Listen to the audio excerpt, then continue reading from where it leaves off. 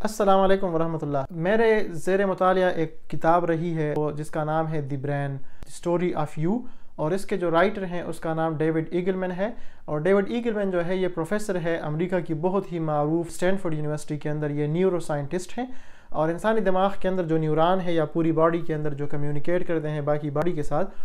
تو اس کے اوپر وہ ریسرچ کر رہے ہیں اور بہت معروف سائنسدان ہیں۔ تو ان کی یہ لکھی ہوئی کتاب ہے، اور یہ کتاب میرے لیے ایک حیرت قدر سے کم نہیں تھی، کیونکہ ہم بطور انسان سب کو اللہ تعالیٰ نے جو ہے وہ دماغ سے نوازا ہے۔ یہ دماغ کیسے حیرت انگیز طریقے سے کام کرتا ہے، کیسے آپ کی سوچ بنتی ہے، کیسے آپ بات کرتے ہیں، پھر آپ کے سوچنے کے انداز، آپ کا جو طرز زندگی ہے، آپ کے نظریات ہیں یا آپ کے افکار ہیں، وہ سارے کس طرح سے تشکیل پاتے ہیں۔ آپ کیسے سوتے ہیں، آپ کیوں سوتے ہیں، آپ کو سونے کی ضرورت ہی کیوں پیش آتی ہے، پھر اگر آپ نہ سوئیں تو اس کے نتائج کیا ہوں گے، آپ اگر ایک انداز سوچیں گے تو اس کے نتائج کیا ہوں گے، اور دوسرے انداز سے اگر آپ سوچیں گے تو اس کے نتائج کیا ہوں گے۔ تو اس ویڈیو سیریز کے اندر ہم پروفیسر ڈیوڈ ایگلمن کی کتاب اور اس کے علاوہ فزکس کے کچھ کانسیپٹس ہم آپ کے ساتھ ایکسپلین کرنے کی کوشش کریں گے، جو کہ ہمارے اپلیکیشن سائڈ ہے فزکس کا، اور جو ہماری زندگی کے اندر ارد گرد ہمیں روزانہ یا ہر دوسرے تیسرے دن یا کم از کم مہینے میں یا کم از کم زندگی کے اندر ایک دفعہ اس کا سامنا کرنا ہوتا ہے۔ تو اس کی تفصیلات ہم اس ویڈیو سیریز کے اندر آپ کے سامنے پیش کریں گے۔ تو آئے ہم اپنی پہلی ویڈیو کی طرف چلتے ہیں، اور اس کے اندر ہم ذکر کرتے ہیں کہ انسانی دماغ کو کیسے پڑھا جاتا ہے۔ آپ نے کبھی غور کیا ہے کہ انسانی دماغ کو کیسے پڑھا جاتا ہے؟ اگر غور نہیں کیا تو آپ نے ضرور یہ بات سنی ہوگی اپنے حلقہ احباب میں یا ارد گرد کہ جی اکثر پولیس جو ہے وہ تفتیش کے دوران یا انویسٹیگیشن کے وقت وہ انسانی دماغ کے ساتھ ایسے آلات جو ہے وہ لگاتے ہیں کہ اس کے ذریعے سے وہ انسان کے دماغ کو پڑھتے ہیں کہ اس وقت انسانی دماغ تخریب کاری کے اندر مصروف ہے یا پھر وہ دوسرے اچھے کاموں کے سوچنے کے حوالے سے مصروف ہے۔ اچھا، یہ ریسرچ کیسے کی جاتی ہے اور انسانی دماغ کو کیسے پڑھا جاتا ہے؟ جس ٹیکنیک کا استعمال کیا جاتا ہے انسانی دماغ کو پڑھنے کے لیے اس کو کہتے ہیں الیکٹرو انسیفیلوگرافی، اور اس کو شارٹ کٹ کے اندر ایبریویشن کے اندر لکھا جاتا ہے EEG۔ اور آپ نے اکثر سنا بھی ہوگا کہ جی فلانے بندے کا جو ہے وہ دماغ کا مسئلہ ہے اور اس کا EEG انہوں نے کیا ہے، اور اس سے کے ساتھ دوسرا ملتا جلتا نام جو ہے وہ ECG کا ہے، الیکٹرو کارڈیوگرافی۔ تو ان EEG الیکٹرو انسیفیلوگرافی اور ECG الیکٹرو کارڈیوگرافی، اس کے اندر دو لفظ کامن ہیں، الیکٹرو اور گرافی۔ اس کا مطلب یہ ہے کہ اس کے اندر کسی نہ کسی طرح سے بجلی کا یا کرنٹ کا جو ہے وہ استعمال کسی نہ کسی طرح سے وہ اس کے اندر ملوث ہے یا اس کا استعمال ہے، اور پھر اس کو کلیکٹ کر کے اس کا گراف بنایا جاتا ہے، اور پھر اس گراف سے پڑھا جاتا ہے کہ انسانی دماغ یا پھر انسانی دل جو ہے وہ کس طرح سے کام کرتا ہے۔ کیونکہ انسیفلس جو ہے یہ انسانی کھوپڑی کو یا دماغ کو سائنسی زبان کے اندر کہا جاتا ہے، تو اس لیے الیکٹرو انسیفیلوگرافی کا مطلب یہ ہوا کہ انسانی کھوپڑی کے ساتھ جو آلات لگائے گئے ہیں ان آلات کے ذریعے انسانی دماغ کو جو ہے وہ پڑھا جاتا ہے۔ اب کیسے پڑھا جاتا ہے؟ دماغ کے جو ڈاکٹر ہیں یا جو ماہرین ہیں وہ کہتے ہیں کہ انسانی دماغ کو مختلف حصوں کے اندر تقسیم کیا گیا ہے۔ ایک جو ہے فرنٹ حصہ ہے، ایک بیک حصہ ہے، ایک مڈل ہے، پھر اس کے بھی فردر چھوٹے چھوٹے نام جو ہے انہوں نے اسائن کیے ہیں۔ کسی کو فرونٹل کارٹیکس کہا جاتا ہے، کسی حصے کو دوسرے مختلف ناموں سے پکارا جاتا ہے۔ اب انسانی دماغ کے اندر دماغ کے ہر حصے کا جو کام ہے وہ ڈیفائنڈ ہے۔ کچھ حصے جو ہے وہ انفارمیشن کو یا معلومات کو سٹور کرنے کے اندر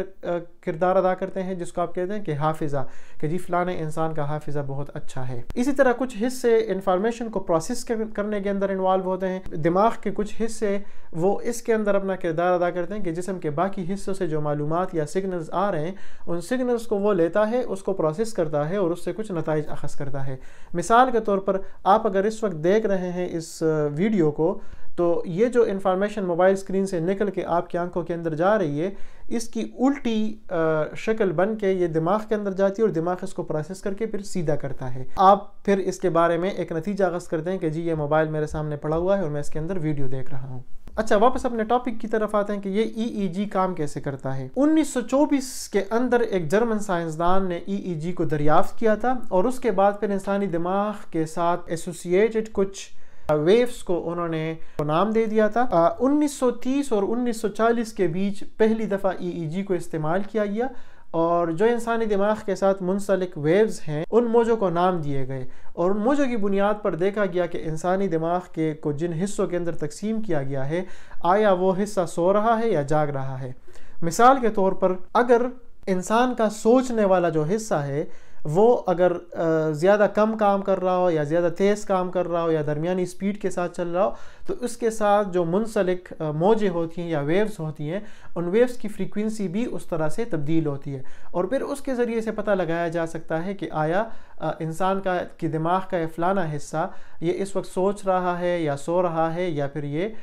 بہت گہرائی کے ساتھ سوچ رہا ہے۔ تو یہ جو موجیں ہیں ان کو جو نام دیے گئے ہیں مختلف قسم کے، اس میں سب سے جو پہلے ویوز ہیں اس کو ڈیلٹا ویوز کہا جاتا ہے، اور یہ 4 ہرٹز یا 4 ہرٹز سے نیچے کی جو موجیں ہوتی ہیں اس کو ڈیلٹا ویوز کے نام سے جو ہے وہ جانا جاتا ہے، اور اگر دماغ کا کوئی حصہ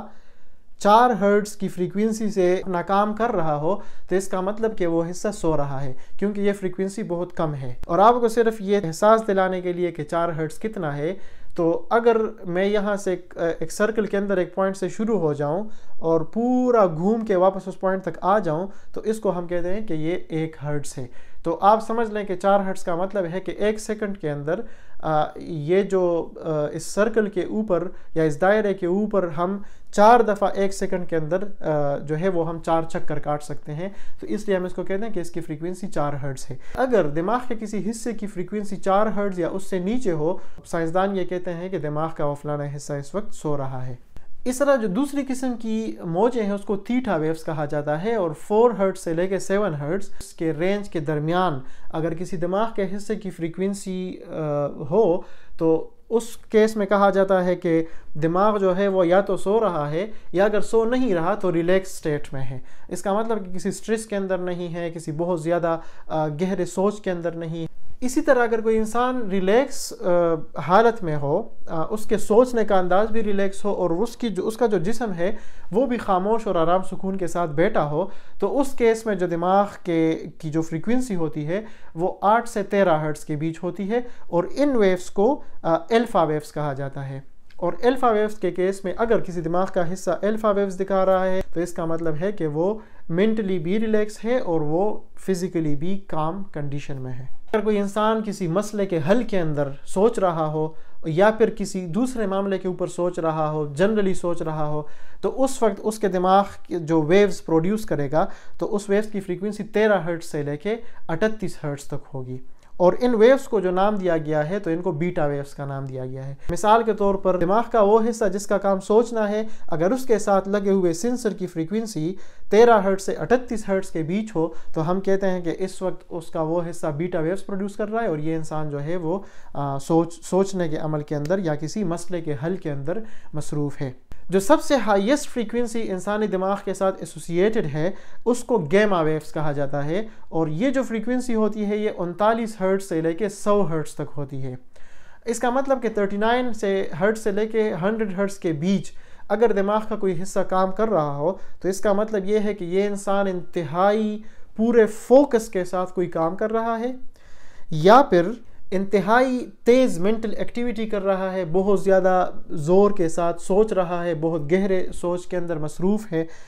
یا پھر ہم یہ کہہ رہے ہوں گے کہ اس وقت وہ ریزننگ کر رہا ہے کسی کے ساتھ، یا وہ کسی بات کے اوپر اپنے آرگومنٹس پیش کر رہا ہے، یا اپنے دماغ کے اندر 2 گروپس بنائے ہیں اور اس کے دماغ کا ایک حصہ جو ہے وہ دوسرے حصے کے ساتھ بات کر رہا ہے اور اس کنورسیشن کے اندر مصروف ہے۔ اس کے نتیجے میں جو ویوز پروڈیوس ہوں گی وہ 39 سے 100 ہرٹز کے بیچ ہوگی۔ اور کچھ سائنسدان کہتے ہیں کہ اگر انسان کوئی پلاننگ کر رہا ہو، اپنے فیوچر کے حوالے سے آپ پلاننگ کر رہے ہوں یا اپنے کسی دوسرے کام کے حوالے سے یا جس بھی حوالے سے پلاننگ کر رہے ہو، تو اس کیس میں بھی آپ کا دماغ جو ہے وہ گیما ویوز پروڈیوس کرے گا۔